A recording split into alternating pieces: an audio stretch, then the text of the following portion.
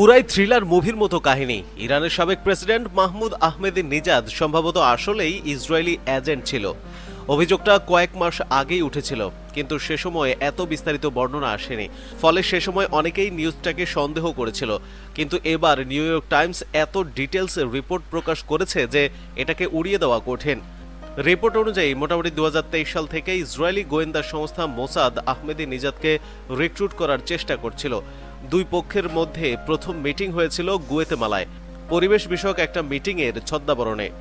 এরপর 2024 সালে ঘটে সবচেয়ে ইন্টারেস্টিং ঘটনা। সে সময় হাঙ্গেরি সরকার দেশটার একটা ইউনিভার্সিটিকে দিয়ে ক্লাইমেট চেঞ্জ বিষয়ক একটা সেমিনারের আয়োজন করায়।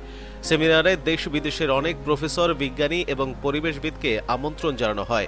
বিশেষ করে বিশেষ অতিথি হিসেবে আমন্ত্রণ জানানো হয় আহমেদিনেজাদকেও।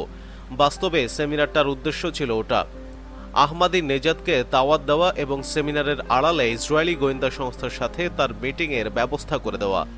রিপোর্ট অনুযায়ী ওই মিটিংয়ে আহমেদিনেজাদের সাথে দেখা করেছিল স্বয়ং মোসাদের পরিচালক ডেভিড বার্নেয়া। ইসরায়েল চাচ্ছিল খামেনিকে সরিয়ে অন্য কাউকে ইরানের ক্ষমতায় বসাতে, আর সেজন্য আহমেদিনেজাদ ছিল তাদের পছন্দ। ক্ষমতা ছাড়ার পর থেকে আহমেদিনেজাদ যেভাবে কট্টর আমেরিকা ইসরায়েল বিরোধী অবস্থান থেকে সরে এসে মডারেট সুরে কথা বলছিল, আইআরজিসির টুকটাক সমালোচনা করছিল, তাতে ইসরায়েলের মনে হয়েছিল সেই হতে পারে তাদের উপযুক্ত এজেন্ট। গুয়েতেমালা এবং হাঙ্গেরি উভয় দেশই আহমেদিনেজাদের সাথে আইআরজিসির গার্ড ছিল, কিন্তু দুইবারই আহমেদিনেজাদ গার্ডদেরকে ফাঁকি দিয়ে কয়েক ঘন্টার জন্য নিরুদ্দেশ হয়ে যায় এবং গোপন মিটিং সেরে ফিরে আসে।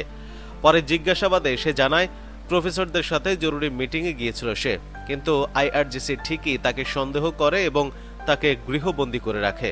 এই বছরের ফেব্রুয়ারি মাসে যুদ্ধ যখন শুরু হয়, তখন আমেরিকা ইসরায়েলের পরিকল্পনা ছিল খামেনিকে হত্যা করে আহমেদিনেজাদকে ক্ষমতায় বসানোর পরিস্থিতি তৈরি করা।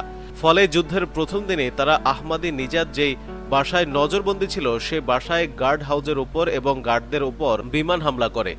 এর পরপরই মোসাদ এজেন্টদের একটা গাড়ি এসে আহমেদিনেজাদকে মুক্ত করে একটা সেফ হাউজে নিয়ে যায়, কিন্তু আহমেদিনেজাদ ক্ষমতা গ্রহণ করার ব্যাপারে অনাগ্রহ প্রকাশ করলে তাদের পরিকল্পনা ভেস্তে যায়। রিপোর্ট অনুযায়ী ওই ঘটনার পর থেকে আহমেদিনেজাদ পুনরায় গৃহবন্দী অবস্থায় আছে। বাস্তবেও যুদ্ধের এত মাস আহমেদিনেজাদকে কোথাও দেখা যায়নি। কেবলমাত্র গত সপ্তাহে খামেনির জানাজায় তাকে এক নজর শ্রদ্ধা জানাতে দেখা যায়। রিপোর্টে নাম প্রকাশে অনিচ্ছুক আহমেদিনেজাদের এক ঘনিষ্ঠ সহকর্মীর বরাত দিয়ে দাবি করা হয়েছে, আহমেদিনেজাদ যে ইসরায়েলিদের সাথে যোগাযোগ করেছে সেটা সে টাকার লোভে করেনি, করেছে ক্ষমতার জন্য। পরপর 3 বার তার প্রেসিডেন্ট পদপ্রার্থী বাতিল করে দেওয়ায় ইরানের শাসক শ্রেণীর ওপর সে ক্ষুব্ধ ছিল। তাছাড়া তার দৃঢ় বিশ্বাস ছিল আমেরিকা ইসরায়েল হামলা চালিয়ে খামেনিকে ক্ষমতাচ্যুত করবেনি।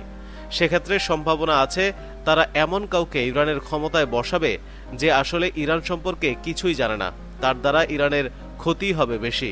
সেজন্যই আহমেদিনেজাদ ইসরায়েলের সাথে যোগাযোগ করতে এবং ইসরায়েলের হয়ে কাজ করতে রাজি হয়েছিল, যেন খামেনিকে সরানোর পর তাকে ক্ষমতায় বসানো হয় এবং সে দেশকে তার ইচ্ছা অনুযায়ী চালাতে পারে। রিপোর্টটার কতটুকু সত্য বলা মুশকিল, কিন্তু প্রথম দিকে হাঙ্গেরির ইউনিভার্সিটির নাম, প্রফেসরের নাম, সেমিনারের টাইমলাইন যেভাবে বর্ণনা করা হয়েছে ওগুলো মিথ্যা হওয়ার সম্ভাবনা নাই। ফলে আহমেদিনেজাদের সাথে মোসাদের যে আসলেই মিটিং হয়েছিল সেটা মোটামুটি নিশ্চিতভাবে ধরে নেওয়া যায়। বাদবাকি তার আসল পরিকল্পনা কি ছিল, সে কতটুকু ইসরায়েলের হয়ে কাজ করেছিল, আসলেই তার ক্ষমতায় বসার পরিকল্পনা ছিল কিনা, সেগুলো হয়তো ভবিষ্যতে আরও পরিষ্কার হবে।